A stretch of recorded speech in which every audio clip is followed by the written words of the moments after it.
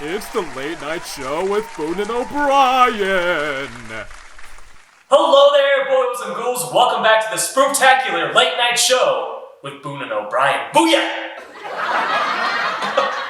Oh, it is so great to be back on the air with all 14 of you tuning in.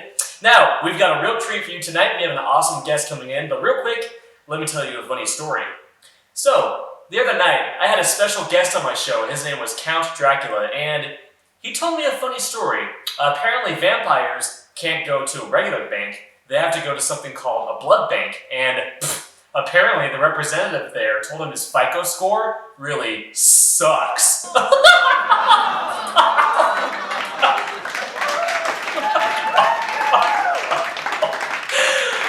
Oh, man. Anyway, our first guest, shit. I have to how to compose myself. Anyway, the first guest tonight is the star of the 2007 spectacular film Trick or Treat. Please welcome little kid in an orange Halloween costume. His name is Sam. Give him a round of applause, everybody. Sam, come on in.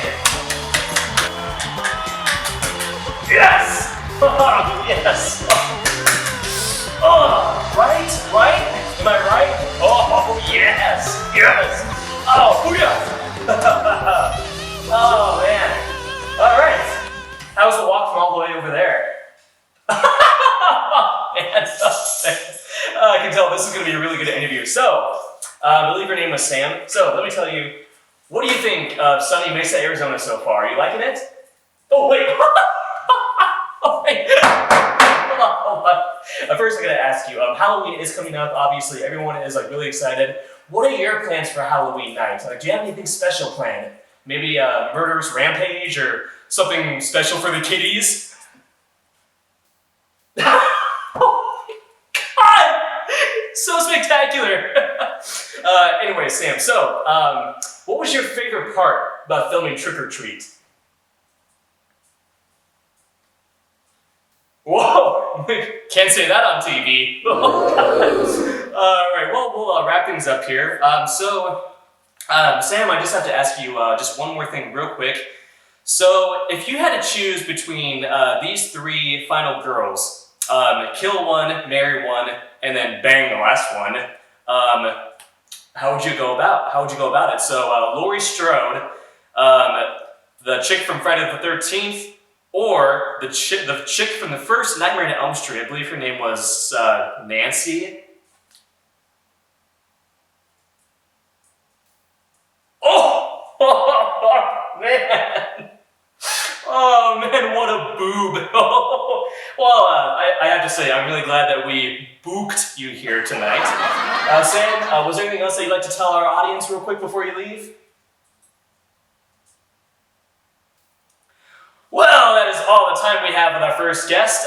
Sam, dude, you've been spooktacular. Thank you so much for coming on the show. Please watch Trick or Treat. And we'll cut to commercials here in just a second. But thank you again, Sam. You've been an amazing man to have on the show. And yeah, thank you. My name is Samantha. Holy shit, you're a girl?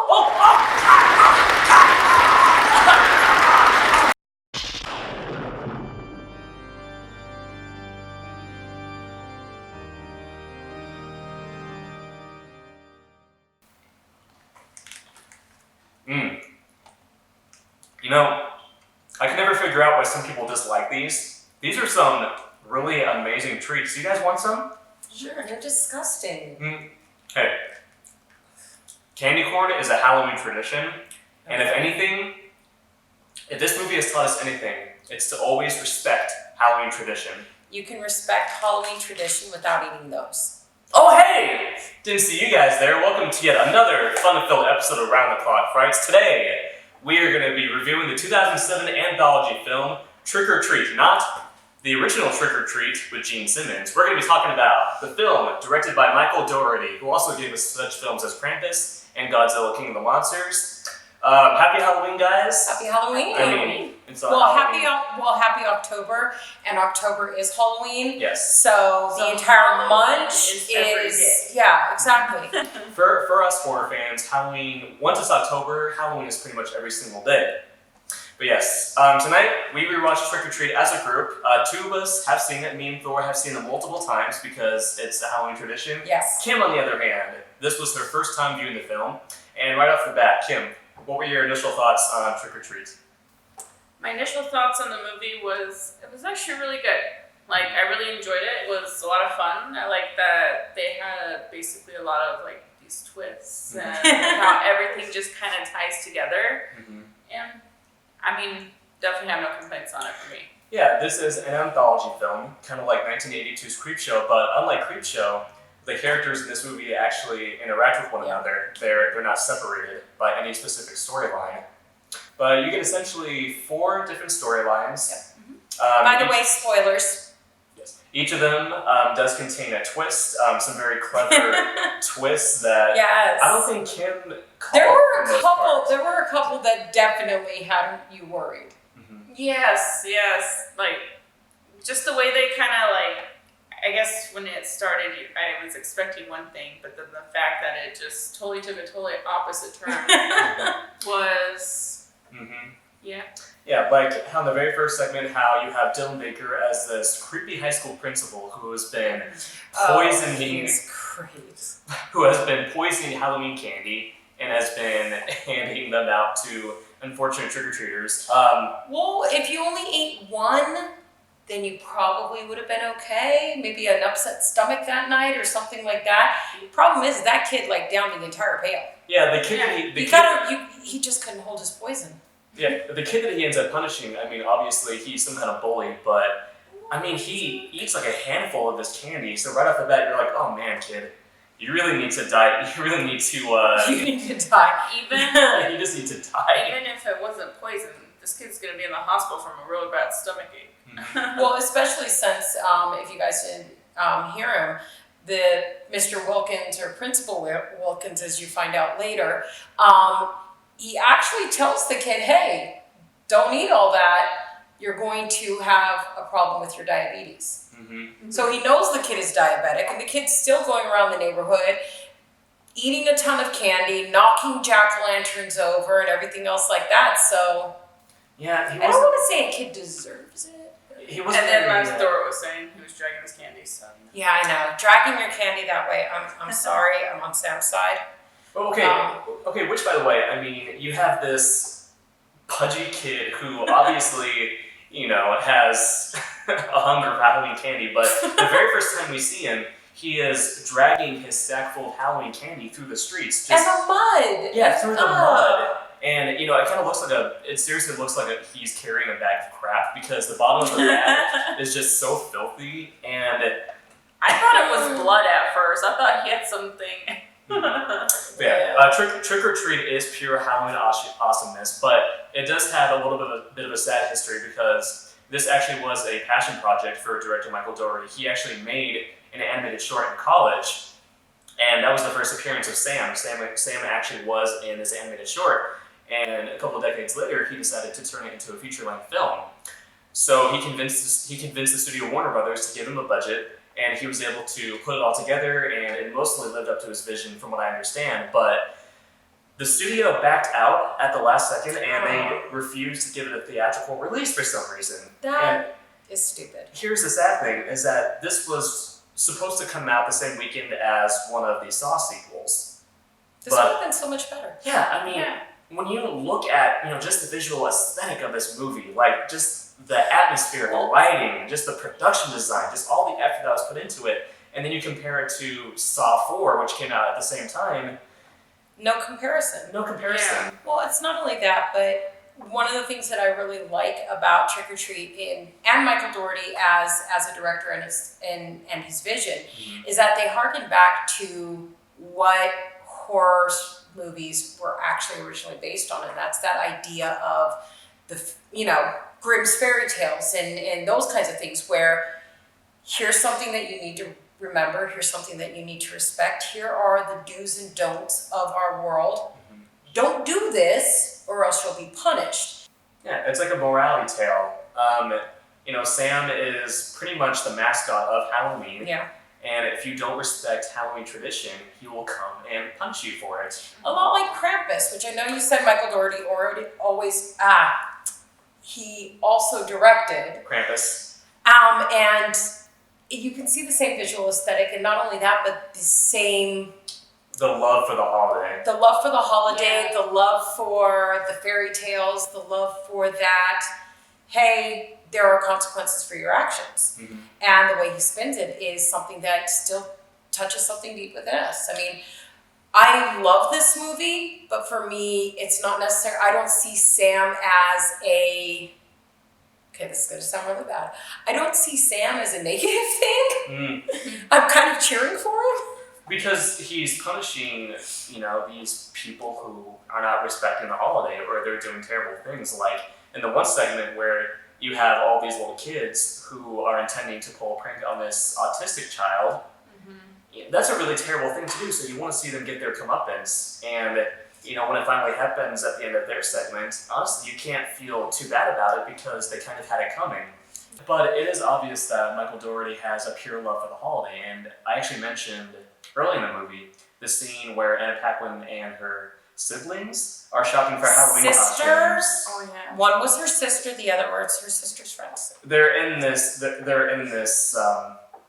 store, looking for Halloween costumes, and it just the scene really captures the feeling of shopping for Halloween. Yeah. These big crowds of Totally do it. people just kind of picking through costumes and buying candy, and it was very reminiscent of the opening scene of Krampus, which depicts Black Friday and all of its. Not Black Friday, Christmas Eve. Oh yeah, where it depicts like Christmas Eve shopping and all of its horrific, shall we say, splendor. Yeah. So Kim, which one of the different anthologies surprised you the most? Which one had the biggest twist for you?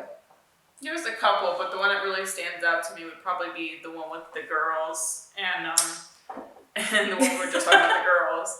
And I mean, in this segment, you pretty much have the girl, her sister, and her sister's friends. And the one girl, she's just this sweet, innocent girl that talks about like how her sister talks about how she's never She has to have her first has time. her first time, but they don't really like state anything else besides her first time. So of course, in your head, you're thinking, "Oh, first time," she hasn't had sex, pretty much. Mm-hmm. But then comes to find out that wasn't really the case. Yeah, it's, Well, no, we don't know if she's never had sex or not. It's just that's not the first time they were talking about. Yeah, pretty much. it's a typical setup where you have these horror, typical horror movie victims, talking about getting, some action on Halloween night. Yeah. Of course, it doesn't turn out that way, but it's, a typical setup that we've seen a million times before. And at first, you think it's going to go in that direction, but, as with, every other segment, Dougherty pulls the rug out from under you, and he imbues a very clever twist at the end. Yes. The twist is that these girls are actually bloodthirsty werewolves. And this is her first time changing. And, Okay. and eating someone. This is a really stupid nitpick, but okay. They've established that Anna Paquin needs to find a date for Yes. their Halloween party, right? Yes. Okay. If you look like Anna Paquin, who Oh. is not, she's She's a hottie. Yeah. But if you have Even someone with who, brown hair. but if you have someone who looks like Anna Paquin, you're not going to have a hard time finding a date, especially on Halloween night. I mean, there were literally hundreds of people for her to choose from, but Yes, but she wanted it to be special. It was That's her true. first time. She wanted it to be with someone that she could feel a bond with, Mhm. so that way she had it, always would remember that this was her first night. She wanted someone who would make her feel very full inside. Yes. Okay, so Josh, I really like the werewolf vignette as well, but Josh, what's your favorite one? Sorry, I had to chow down in some sweet Halloween goodness. Okay. So, for me personally, my favorite segment would have to be the one with the kids. As I said earlier, first of all, there's some really cool mythology thrown in here where they take this autistic girl named Rhonda to this abandoned rock quarry, and they tell her this campfire tale of this bus full of mentally challenged kids who were basically brought to the same rock quarry to be murdered. Basically, the parents in this town are horrible, and they just want to get rid of, all of their challenged kids because they're a nuisance. Yeah, not as bad as the parents from Derry, though. hmm Although, I mean, the parents in Derry were never directly involved in the murders of their kids. But Yeah, but they look the other way. anyway, so they tell Rhonda this story of these kids who were murdered. Basically, the bus goes over a cliff. The bus sinks to the bottom of the river and was never seen again. And the kids go down to the quarry, and they leave Rhonda and one other kid, up at the top. And then suddenly they hear screaming, and they go down to investigate. And at first you think, okay, something terrible is happening. They're getting attacked by zombies. But it turns out this has all been an elaborate prank just to frighten this poor girl. Which, by the way, man, when you just see how torn up she is, she is crying, she's trembling. You just really hate these kids. And then Doherty pulls the rug out from us again by having the actual zombie children show up, and Rhonda is inside the elevator that will take her back up to the cliff. And, the other kids who just pulled a prank on her are trying to get the elevator open, begging her to let them inside, but she just wants her revenge, so she just goes to the top of the cliff, leaving them to suffer and to get torn apart by these horrific looking zombie children. Which, by the way, real quick, I just have to mention the sound design in this movie. Oh my god. It's just so meticulous because Get the Blu-ray, seriously. yeah, because they amplify the sound, particularly in this version. But man, just earlier in the movie when Dylan Baker is carving a pumpkin, you can just hear the sound of the knife going inside the pumpkin and just cutting out eye holes. Or when he's coming in from outside after the old man Yeah. tells him to basically, what was it? Screw you! Yeah. Which is apparently the Halloween version of Humbug. So after that, you hear the guy screaming. Well, no, I mean, to finish off, that segment with the kids, so Rhonda slowly walks away with this menacing look, and we don't see anything happen, but we hear everything that's happening, just, the sound of these kids getting just torn apart, and the screams, and oh my god, it was...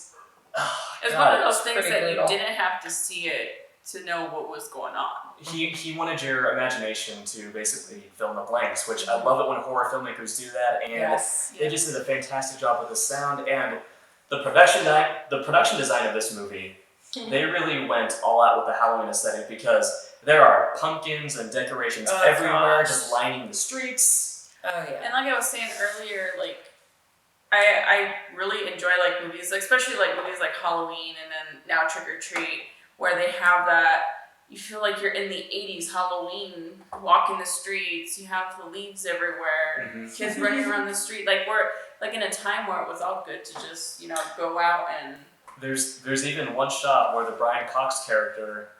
No, I'm sorry. There's one shot where Dylan Baker's character is walking towards the camera, and behind them you just see a handful of leaves falling onto the ground, and just little details like that. It feels It puts you in the...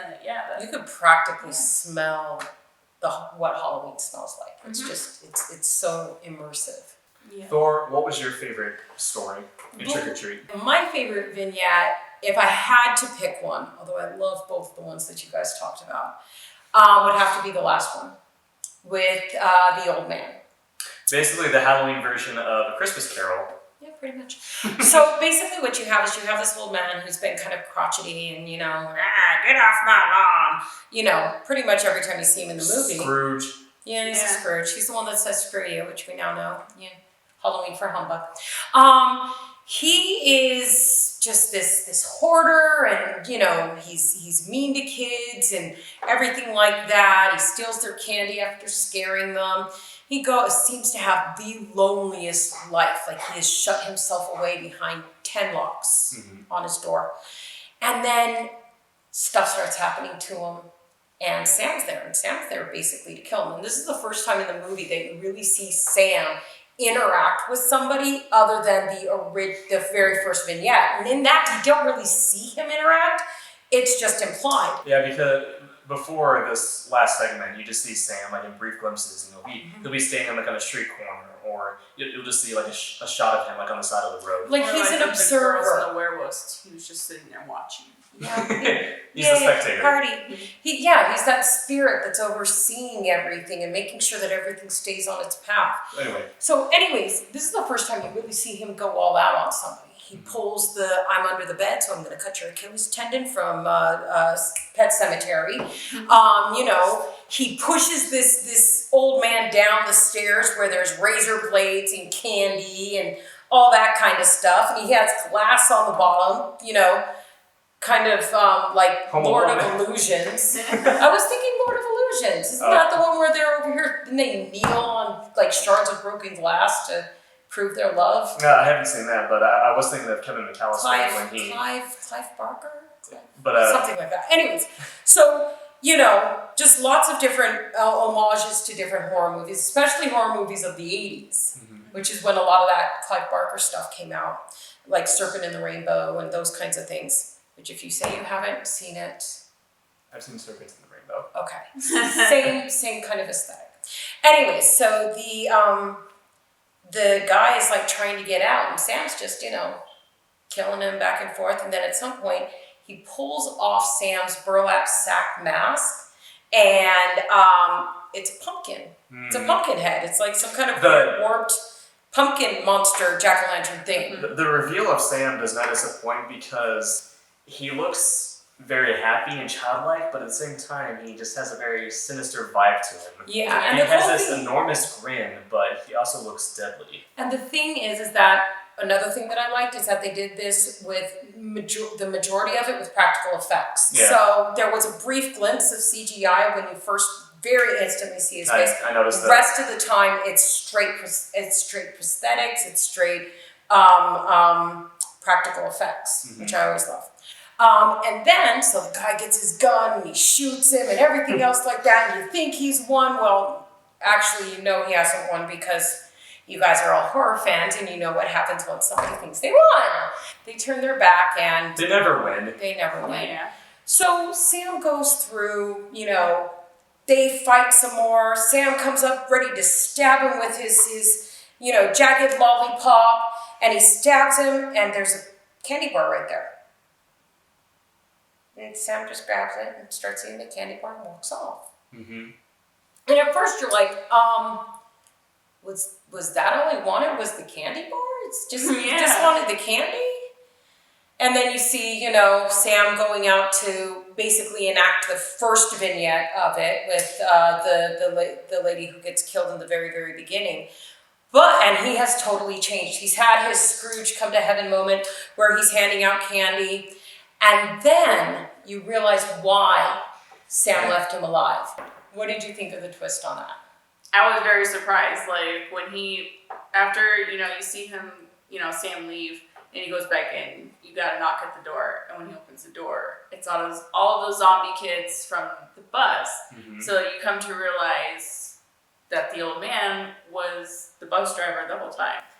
And Sam left him alive and left him there because it wasn't his story to finish. It was theirs. Mm-hmm. You gotta be kidding me.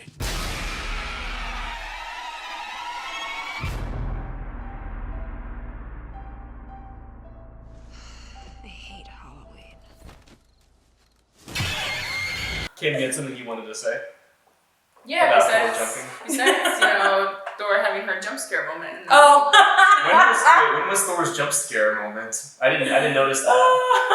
wasn't it when the egg. the egg at the window? It was when Sam throws an egg at Brian Cox's window. That made you jump? I don't know why. I wasn't scared. It was a startle. Mm-hmm. So it wasn't like a, oh my God, kind of jump scare. It was more of a, oh, okay, that happened. She had to grab her daughter for support. No, I didn't. Before we give our final thoughts, I would just like to say that it would be interesting to see a crossover between Sam and Krampus, kind of like a battle of the holidays. See what I'm getting at? Well, I kind of like that. Throw in Warwick Davis's Leprechaun, representing St. Patrick's Day. Oh, we got to get an Easter Bunny in there too then. Have there been any horror movies starring the Easter Bunny? I'm sure there have.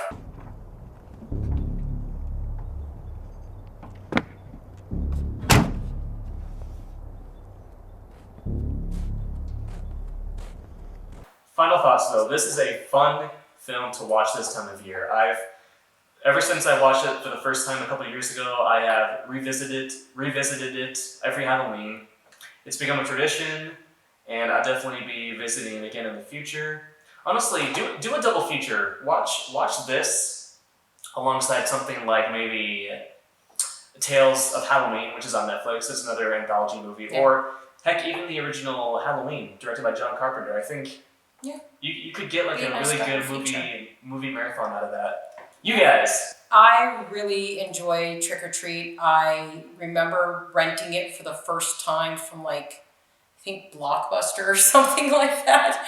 Shows you how. But I've tried to watch it almost every year, sometime during October since then, and I've really loved this movie.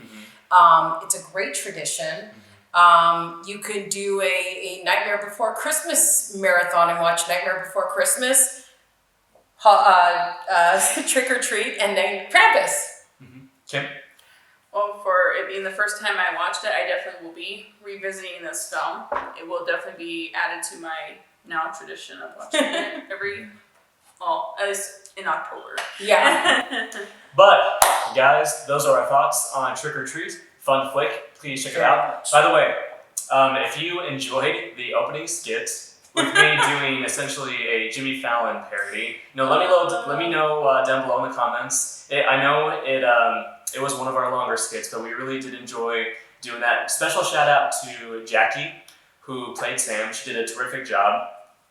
Just happens to be this woman's daughter right here. I love the way he puts that, this woman's daughter. But it is Halloween. It's time to celebrate. Eat some candy corn. Eat some candy corn. I'm taking a candy corn. Yes, she's finally taking the candy corn. No. Yes. We do have. I busy do the week- Reese's Pumpkins. Those are okay. We do have a busy week next week. We have both The Lighthouse and Zombieland Double Tap. But we will be giving you reviews for those, and we do have a couple of more reviews lined up for the rest of the month. But yes, thank you so much again. If you like this, go ahead and subscribe to our channel Around the Clock Frights for more horrific content. And as always, have a very scary night. Enjoy your Halloween, and stuff is so good. Eat candy corn.